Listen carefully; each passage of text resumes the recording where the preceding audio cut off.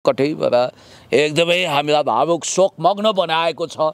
कति पीडा भयो होला, कति दुःख भयो होला, कति अत्यास भयो होला, त्यो पराई भूमिमा त्यो सास जाने बेलामा कति छटपटी भयो होला। र भगवानले उनको आत्मालाई शान्ति दियोस्, उनको वैकुण्ठमा बास होस्, 2-4 पैसा कमाउँ, परिवार सुखी राखौँ। अहिलेसम्म विवाह पनि गरेका थिएन, एकदम जेन्जी उमेर समूहको हो नि विपिन जोशी भने। त जोशी भनेको नेवार होइन, सुदूरपश्चिमको उनी ब्राह्मण परिवारको मान्छे। र विपिन जोशी जो इजरायल गएका थिए श्रम गर्न, उनको पुरानो भिडियो पनि अहिले भाइरल भइरहेछ। उनको बहिनी, उनको आमा रोँदा रोँदै थाकेका छन् बिचरा, आँखाबाट आँसु रित्तिसक्यो। एमबिसीले पनि पहल गर्यो, नेपालको कूटनीतिक च्यानल पनि प्रयोग हो।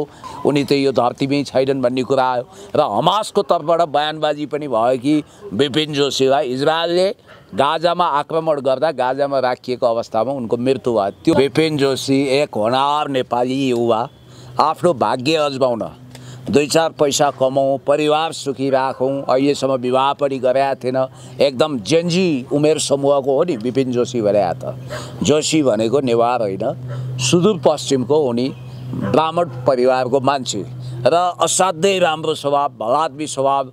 अब भगवानमा पनि के मन्जुर हुन्छ, आयो टप्प टिप्यो मिति पुग्यो, टारेर टारिन्न थियो। कस्तो लेखान्त रहेछ, नेपालमा जन्मिए विदेशी भूमिमा अपहरणमा पर्दा उनको ज्यान गएको छ। ती आतंककारी जस्ता मान्छेहरूले कसरी उनको ज्यान लिए होलान्, मलाई एकदमै मन सम्झिँदा पनि भरङ्ग हुन्छ। र विपिन जोशी जो इजरायल गएका थिए श्रम गर्न, उनको पुरानो भिडियो पनि अहिले भाइरल भइरहेछ। उनको बहिनी, उनको आमा रोँदा रोँदै थाकेका छन् बिचरा, आँखाबाट आँसु रित्तिसक्यो। एमबिसीले पनि पहल गर्यो, नेपालको कूटनीतिक च्यानल पनि प्रयोग हो। प्रधानमन्त्री सुशीला कार्कीज्यूले पनि सबै कसर बाँकी राख्नु भएन। सबैतिरबाट पहल गर्दा पनि अन्ततगतवा सोमबार हेर्नुहोस् त हामी कति खुसी भएका। हामीलाई समाचार आयो अब विपिन जोशी 2 बजे उनको अवस्था सार्वजनिक हुन्छ। तर हाम्रो खुसी एकछिन पनि टिकेन। 2 बजे सार्वजनिक भएको लिस्टमा उनी छैनन्, उनी त यो धरतीमै छैनन् भन्ने कुरा आयो र हमासको तर्फबाट बयानबाजी पनि भयो कि विपिन जोशीलाई इजरायलले गाजामा आक्रमण गर्दा गाजामा राखिएको अवस्थामा उनको मृत्यु भयो। त्यो मध्ये कैयौँको अवस्था सार्वजनिक भयो।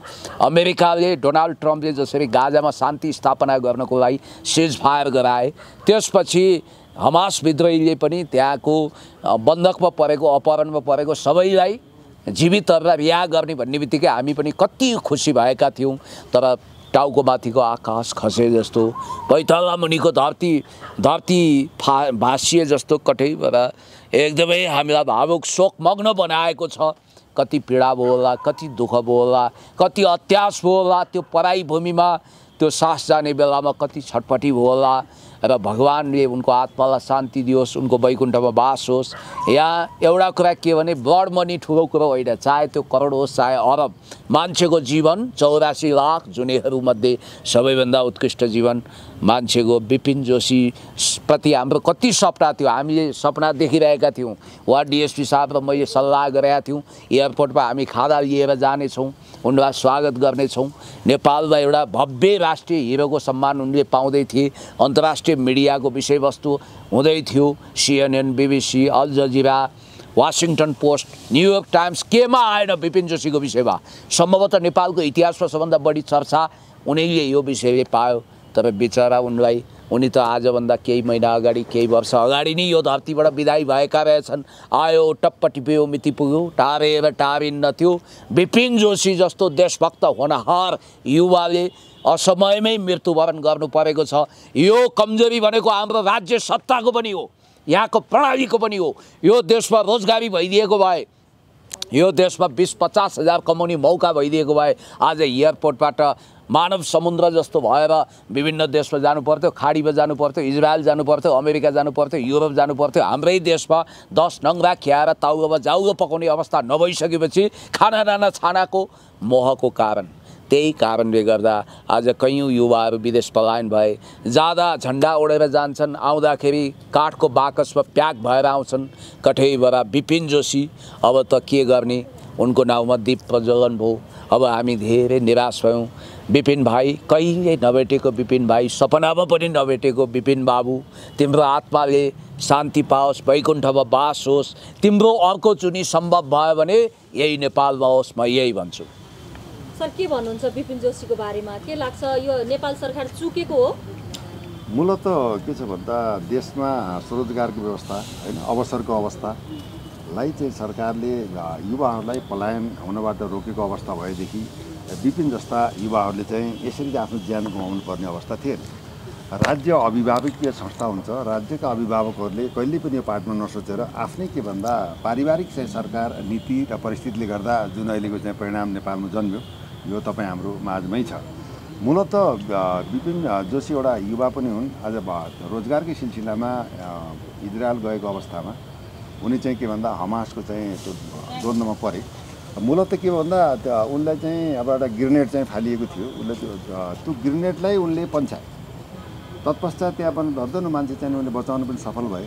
त्यही आरोपमा चाहिँ के भन्दा हमासका विद्रोहीहरूले उसलाई पक्राउ गरे पश्चात चाहिँ के भन्दाखेरि अब नेपालबाट अब विपिनको चाहिँ के भन्दा स्वास्थ्य अवस्था जीवित अथवा लास अथवा सासको चाहिँ अवस्थालाई नेपालका बुद्धिजीवी वर्गहरू, विश्लेषकहरू, अब सञ्चार जगत र स्वयं नेपाल सरकारका कूटनैतिक आयोग समेतबाट पनि अन्तर्राष्ट्रिय रूपमा यसको लागि दबाब दिएको अवस्था विद्यमान थियो। मूलत चाहिँ के रह्यो भन्दाखेरि सोमबारको जुन उहाँले भनिसक्नु त्यो समयमा हामी प्रतीक्षामा थियौँ र देशको युवालाई अब चाहिँ के भन्दा ससम्मान चाहिँ रिहा हुने भए। अब हामीले नेपालमा उनको स्वागत गर्न पाइने हो।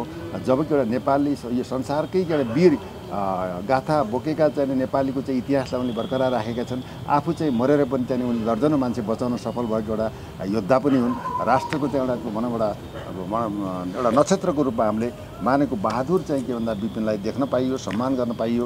अनि यो देश नै एउटा के थियो भन्दाखेरि समग्र चाहिँ खुसियाली मनाउने चाहिँ प्रतीक्षामा रहेको अवस्थामा अचानक चाहिँ के भन्दाखेरि जब चाहिँ डोनाल्ड ट्रम्पबाट एउटा युद्ध विरामको कुरा आयो, युद्ध विरामको कुरा आइसकेपछि हमासको पक्षबाट जीवित तथा मृतकलाई चाहिँ ह्यान्डओभर गर्ने कुराहरू भयो। तत्पश्चात चाहिँ एम्बुलेन्समा विपिन सहितको पाँचजनाको चाहिँ सब चाहिँ के भन्दा इजरायलले ह्यान्डओभर गर्यो। तत्पश्चात हामी त्यहाँ शोक मग्न भयौँ, देश नै त्यहाँ शोकाकुल भयो।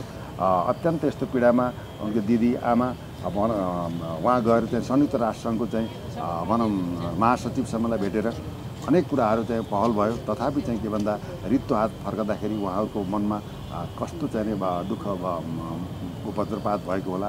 त्यसरी चाहिँ के भन्दा यस्ता चाहिँ युवाहरूलाई राज्य यहाँकै प्रश्नमा राज्यले चाहिँ विदेश नजानुपर्ने, युवालाई यहाँ यस्ता प्राकृतिक सम्पदाहरूलाई व्यवस्थापन गरेर स्वरोजगारको व्यवस्था गरेको भए यस्ता घटनाहरू हामीले सुन्दर चाहिँ विश्लेषण गर्नुपर्ने थिएन। तथापि राज्यको कमजोरी छ। म अस्ति भर्खर म चाहिँ एयरपोर्टमा गएको थिएँ। एयरपोर्टको दृश्य हेर्दाखेरि म पनि एकदम शोकानुकूल जस्तो भए। त्यहाँ हजारौँ चाहिँ युवाहरू विदेश जान ताती लागेको अवस्था छ। यो देशलाई सृजनशील युवाहरू देशलाई बनाउने राष्ट्रका खम्बाहरूलाई यसरी चाहिँ के भन्दा विदेश जान या विदेश पलायन हुन बाध्य बनाइएको अवस्था छ। यसमा पूर्णतया के भन्दा विगतको सरकारले जिम्मेवार छ। र यो चाहिँ युवालाई यो देशमा स्वरोजगार र चाहिँ के भन्दा उसलाई चाहिँ आत्मनिर्णयको अधिकार, स्वरोजगारको अधिकार र उनको सिप ऊर्जा र युवा शक्तिलाई देशमा नै चाहिँ स्थापित गर्ने चाहिँ वातावरण सरकारले अपनाउनुपर्छ। होइन जुन देशका युवाहरू विदेश पलायन हुन्छन् त्यो देशको विकास र समृद्धिको कल्पना गर्न सकिँदैन। त्यसैले यो दुःखद अवस्थामा विपिन चाहिँ बाबुको चाहिँ के भन्दा वैकुण्ठमा बास होस् हार्दिक श्रद्धाञ्जली व्यक्त गर्न चाहन्छौँ।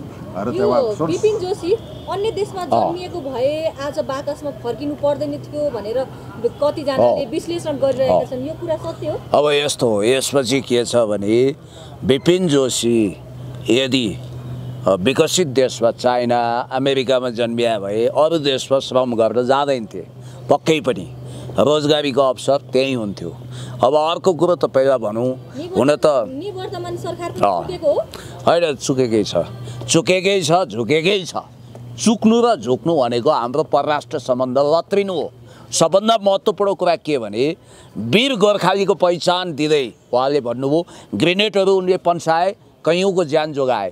त्यही बापत उनलाई त्यो भूमिबाट अपहरण गरेर लग्यो इजरायलबाट।